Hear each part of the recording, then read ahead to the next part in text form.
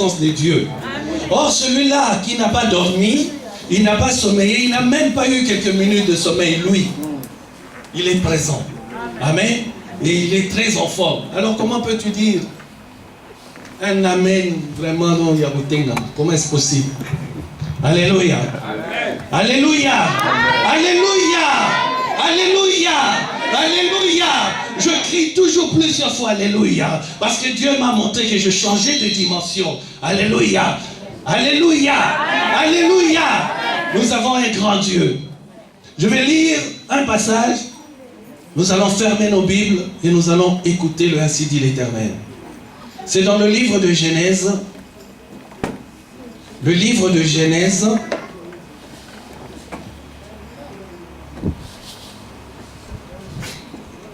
Le livre de Genèse, chapitre 3. On va lire un seul verset.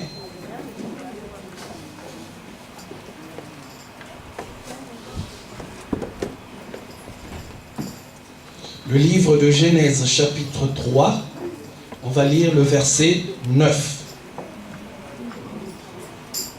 Amen. Amen. Je lis la parole de Dieu. Ah, excusez-moi, vous y êtes? Nous y sommes? Ça me rappelle toujours l'école primaire à Kim. Amen. Amen. La parole de Dieu me dit ceci.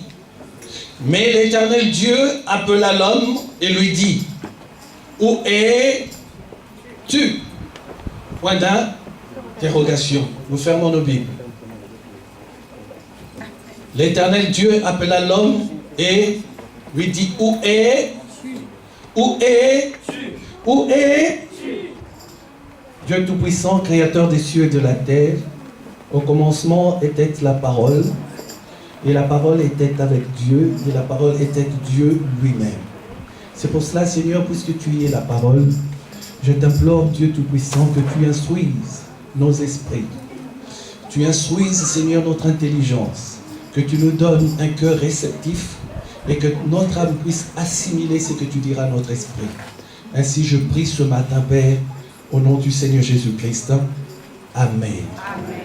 Alléluia. Amen. En lisant cette parole, j'ai été interloqué. Dieu pose la question à l'homme. Mais quel homme? De qui Dieu parle-t-il? Alléluia. Amen. Dieu pose la question à qui? À Adam. Alléluia. Amen. Il dit à Adam, où es-tu? Mais quand je lis la parole de Dieu, j'ai vu avant cela, la veille, ou les jours d'avant, la parole de Dieu me dit que le Seigneur, l'Éternel Dieu des armées, descendait tous les soirs pour parler avec Adam. Alléluia. Si le lundi, il est descendu pour parler avec Adam, si le lundi, il lui a demandé, tout va bien mon fils? Et qu'Adam avait répondu, oui papa, tout va bien.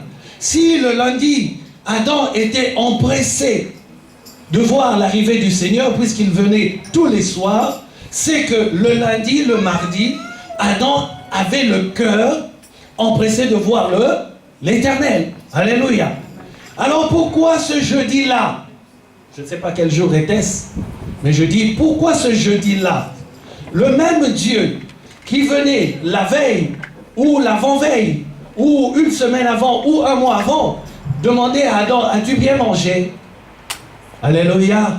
Et qu'Adam répondait au Seigneur, oui papa, j'ai bien mangé. Ève m'a préparé la compote des pommes. Oui papa, j'ai bien mangé. J'ai aimé la purée, j'ai aimé la sémoule. Alléluia. Alors pourquoi ce jour-là, le même Dieu qui venait tous les soirs en demandant à Adam comment s'est passée sa journée, comment ce Dieu-là, ce jeudi-là, lui pose la question, où est? Alléluia. Où est?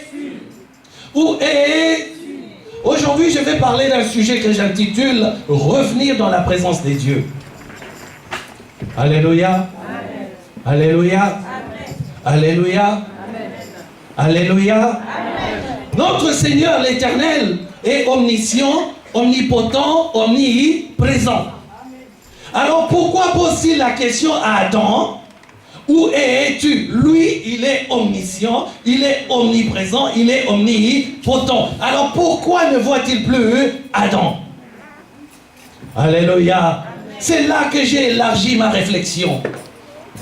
Alléluia. Alléluia. Alléluia.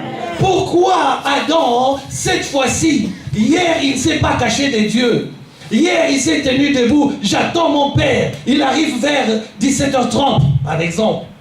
À 17h, à 16h30, Adam était déjà debout, bien préparé, avec son costume. Il attend le père. Alors pourquoi ce jour-là, ce jeudi-là, il se cache devant l'Éternel? Pourquoi ne s'est-il pas caché la veille, l'avant-veille ou les autres mois? Pourquoi seulement ce jour-là? Alléluia. Amen. Alléluia. Amen. Dieu est en train de parler à tout le monde dans cette salle. Amen. Nous sommes devant la présence de Dieu. Adam était devant la présence de Dieu au jardin d'Éden. Mais pourquoi ce jour-là, Dieu lui pose la question: Adam, où est? Adam, où est? Adam, où est? Ce n'est pas parce qu'on m'a mis au jardin d'Éden. Ce n'est pas parce que je suis dans l'église La Victoire des Dieux. Ce n'est pas parce que maman Tabitha m'a imposé les mains. Ce n'est pas parce que j'ai écouté la parole de Dieu. Mais Dieu qui a parlé avec Adam la veille, pourquoi lui pose-t-il la question aujourd'hui: où es-tu? Est-ce que Adam était en dehors du jardin ou il était toujours dans le jardin? Il était toujours dans le jardin. Alléluia. Ma présence dans l'église, ma présence dans le jardin a, comment je peux dire ça? Le premier objectif, c'est la communion que j'ai avec Dieu. Alléluia. Dieu m'a fait voir une image. Il m'a fait voir un cylindre en verre, du ciel jusqu'à la tête des enfants de Dieu sur la terre. Il dit: c'est la communion que j'ai, c'est l'onction de la communion que j'ai avec vous. Alléluia. Alors pourquoi pose-t-il la question à Adam? Lui qui a la communion directe du ciel avec Adam, pourquoi lui pose-t-il la question: où es-tu? Alléluia. Et pourquoi Adam se cache-t-il? Celui-là qui n'avait pas peur de Dieu, qui était content de voir Dieu, il était dans l'église, il était dans le jardin d'Éden. Mais ce jour-là, il dit: je me cache parce que... Alléluia. Pourquoi se cache-t-il? Parce que la veille ou le matin même, notre prédécesseur Adam avait commis le péché.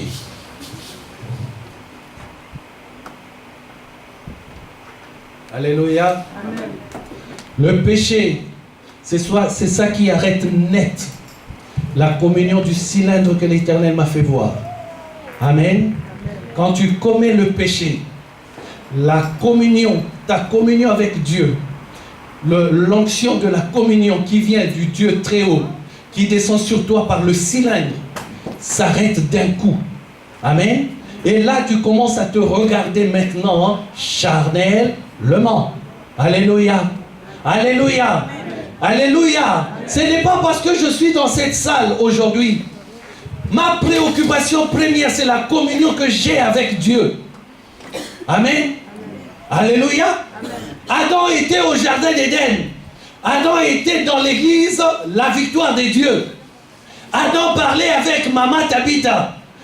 Adam parlait avec les hommes de Dieu. Alléluia. Mais à un moment, Adam a perdu la communion avec l'Éternel.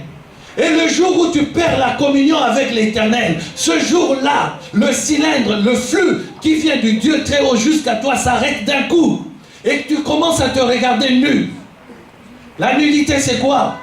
Tu n'as plus la présence, la couverture de la parole de Dieu, de l'onction de Dieu. Tu commences à te voir comme tu es. Et tu es comment? Je dis très souvent aux enfants de Dieu, regarde-toi. Si tu te regardes, tu verras qui tu es. Dans le sens où, quand je regarde ce corps, c'est là que je comprends que je suis un pécheur. Amen. Amen. Le péché, c'est ton corps, mon frère. C'est ton corps. Tu ne te lèves, tu ne dors qu'au profit de ce corps. Tu fais tout que pour le profit de ce corps. Alléluia. Alléluia. Alléluia. Alléluia. Et quand tu deviens prisonnier de ce corps, tu n'as plus la communion avec Dieu. Le jour où tu mangeras de ce fruit, tu mourras certainement. C'est un ordre divin.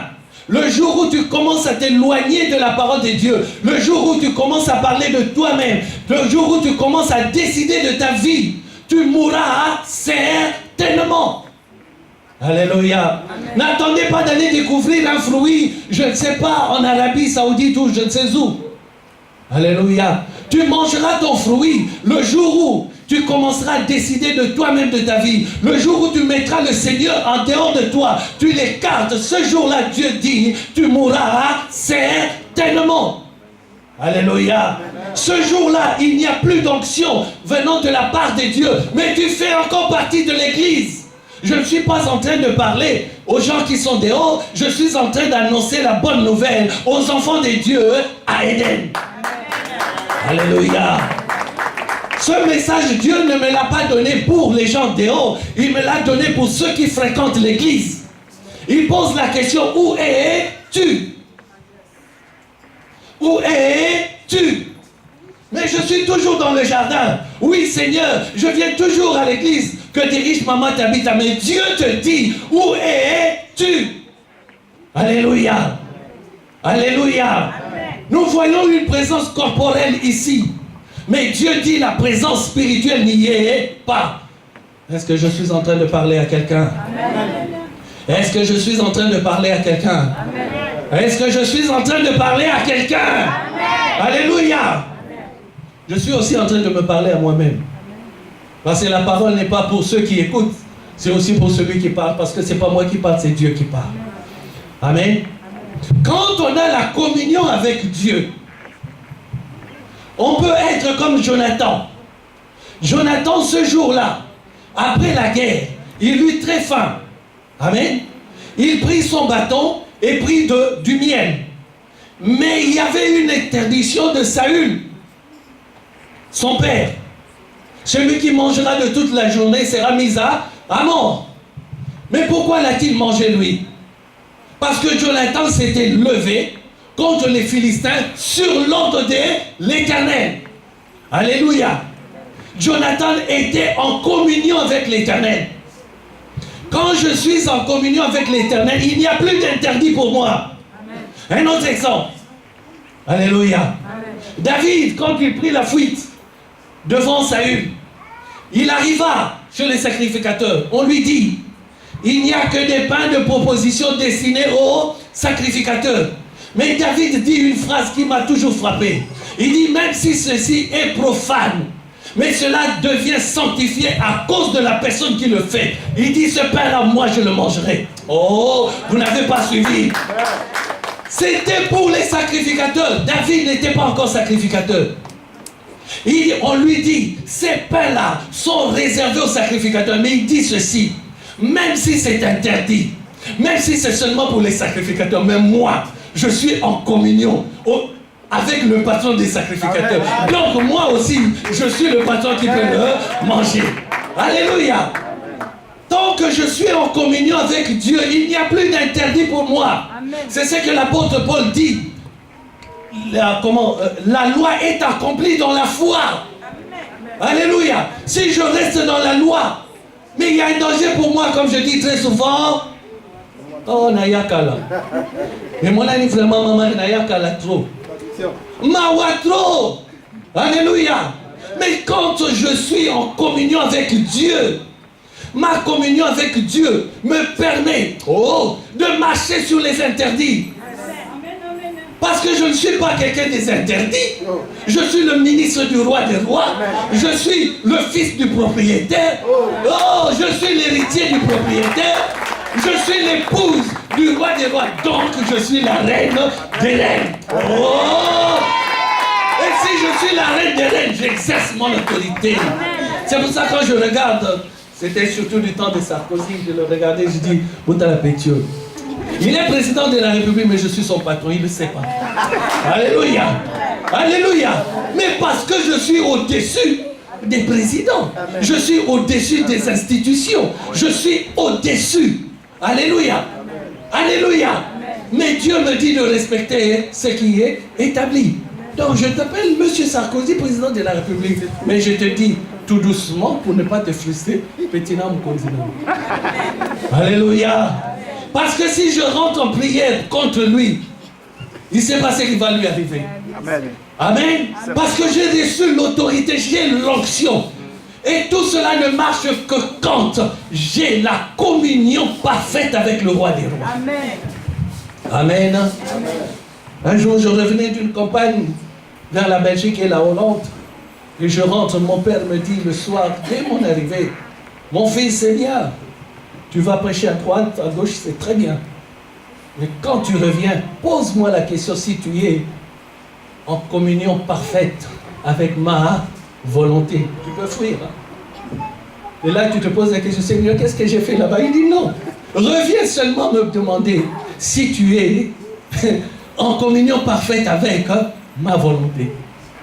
Amen. Et quand je suis en parfaite volonté avec le Seigneur, mais dis donc, même s'il pleut comme il a plu hier des cordes sur la route pour qu'on arrive à cette heure-là, mais on arrivera quand même. Amen. Amen. Amen.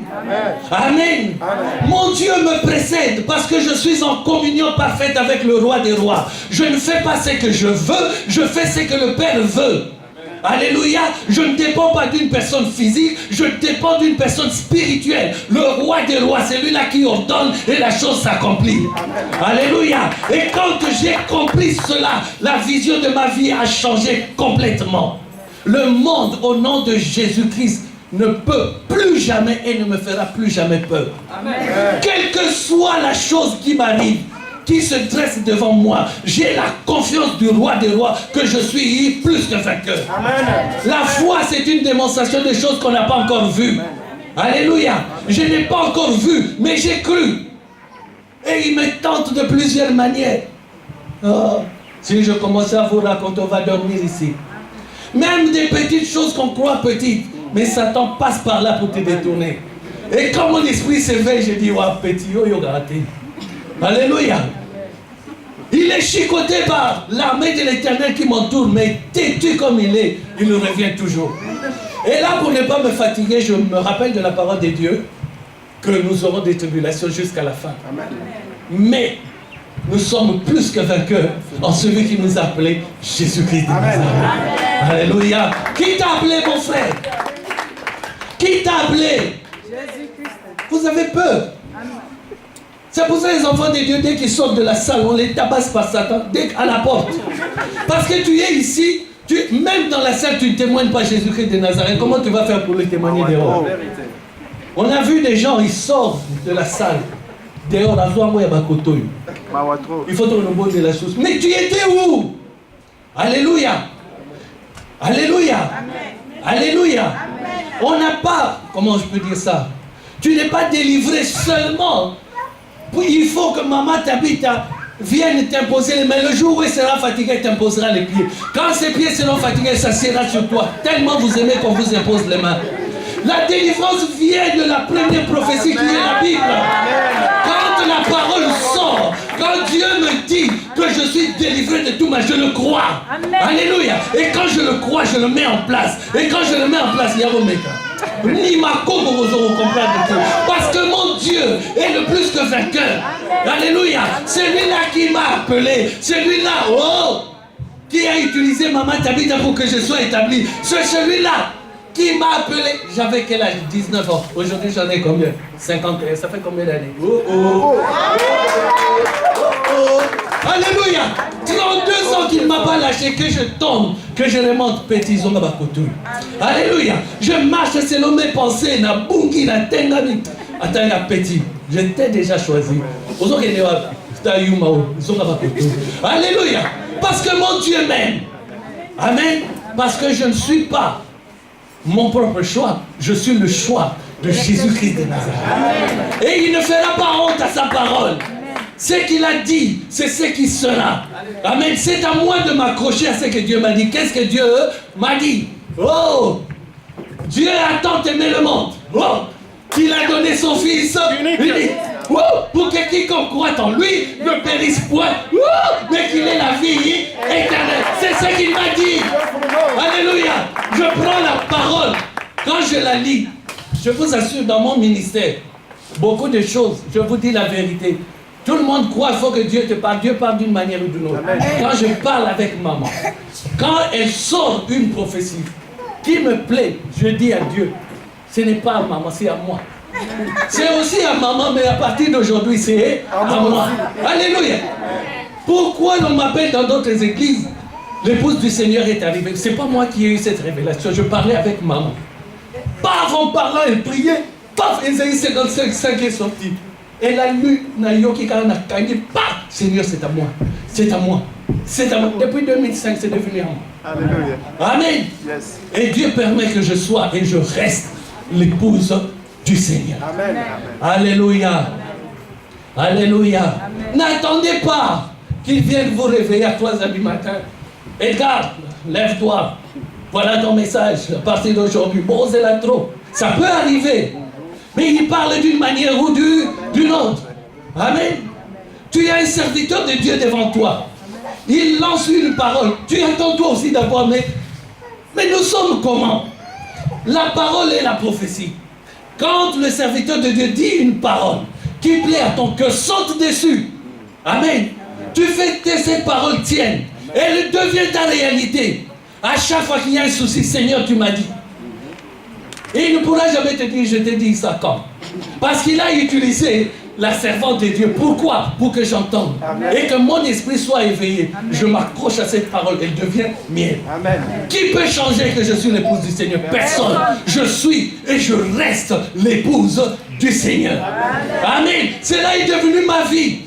Je marche comme cela. J'enseigne comme cela. Oh, je parle de Dieu comme cela. Je vous assure, à Paris, quand je rentre, on me présente, l'épouse du Seigneur est arrivée. Alléluia. Mais une parole sortie de la bouche de la servante sur laquelle je me suis accroché parce que moi j'ai vu qui elle était. Ce moment-là qui était Mawatro. Alléluia. Amen. Pour que tu rentres dans une vision, il faut que tu voies où est la personne qui est dans la vision. Amen. Alléluia. Amen. C'est pour ça que j'ai commencé par dire au début, je suis l'un des premiers fils de cette maison. Si j'habitais Nancy, ce serait toute la semaine qu'on serait ensemble. Mais malgré que j'habite Paris, je suis et je resterai, quels que soient les contours que Dieu fera faire dans mon ministère, je suis et je resterai membre et fils de cette Église. Amen. Amen. Amen. Amen. Amen. Dieu est en train de te dire de sortir de ta culpabilité. On a prophétie. Ah, pardon, maman. Je disais, donc, si je commence à citer les noms, par exemple, en lisant une parole, je cite ton nom. Tu vas quoi, c'est une prophétie? Ce n'est pas une prophétie. C'est comme on dit dans le monde, je ne sais pas comment. Johnny Hallyday au Stade de France, par exemple, il cite ton nom. Libanga. C'est ça, non? Bon, comprendre qui pourra. Dédicace, voilà. Alléluia. Parce que j'allais dire quelque chose, je regardais Claude, j'allais dire Claude, mais il allait fuir. Parce que ce message, si je cite son nom dans ce passage, il va croire que c'est pour lui, donc je ne citerai personne. Ce n'est pas pour toi, ce n'est pas pour lui, c'est seulement un passage. Dieu dit de sortir de la culpabilité. Alléluia. Alléluia. Amen. Alléluia. Amen. Aujourd'hui, je ne parle que de revenir dans la présence de Dieu. Amen. Qu'est-ce que c'est le jardin? Qu'est-ce que c'est le jardin d'Éden? Comprenons, je dis très souvent aux enfants de Dieu, quand tu lis la parole, comprends le sens des phrases, regarde bien ce que Dieu a écrit, pénètre dans ce qu'il a écrit, c'est là que tu auras la révélation. Amen. Le jardin d'Éden, le jardin des délices. Mais Dieu a d'abord créé. Il a créé la terre. Mais pourquoi a-t-il fait un jardin à Éden? Éden, c'est déjà les délices. C'est-à-dire la terre était déjà des délices. Mais il dit, je fais un jardin particulièrement pour mon fils. Alléluia. Quand tu as un appartement, tu fais ton jardin, c'est propriété privée. Les tomates qui en sortiront, les salades, tout ça, c'est pour toi. C'est pas pour le voisin. Amen. Et Dieu dit, je mettrai Adam dans le jardin, dans la propriété privée où moi, Dieu, je viendrai lui rendre visite. Je ne lui rendais pas visite personnellement à Éden, mais dans le jardin. Alors cet homme qui était dans le jardin à Éden, l'homme ne devait pas transpirer pour manger. À Éden, ce que tu désirais, tu l'avais directement. À Éden, je voudrais une pizza, je ne sais pas quoi, et la pizza se manifeste, comment dirais-je Comment Automatiquement, je l'ai devant moi. Je veux une glace. La glace se matérialise. Mais à Éden, Dieu dit, tu mangeras la sueur de ton front, mais pas au jardin. Au jardin, c'est que mon cœur désire, je l'ai directement. C'est pour cela, en chassant l'homme, Dieu a mis des chérubins à la porte, parce que l'homme ne peut pas rentrer de lui-même au jardin. Mais c'est autre chose. Ce n'est pas le sujet du jour. Mais c'est que je voudrais t'expliquer. Il faut que tu comprennes ceci. Ce n'est pas parce que tu es dans cette salle. Alléluia. Adam a tout eu dans le jardin. Mais